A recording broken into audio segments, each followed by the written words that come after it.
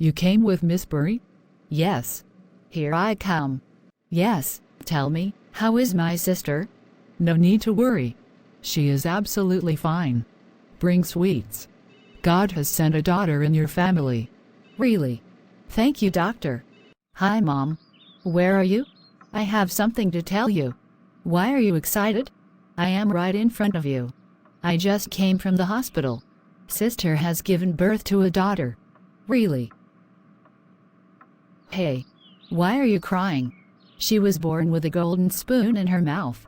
What kind of sign is the golden spoon in the mouth? How will the baby take this spoon in his mouth? Oh, Mom. It's an English idiom. It means born into a very rich family and having a privileged upbringing. Oh, Mom. Let's go tomorrow to English Foundation Academy in Kolkata at Guwahati and I will admit you. Okay. Let's go.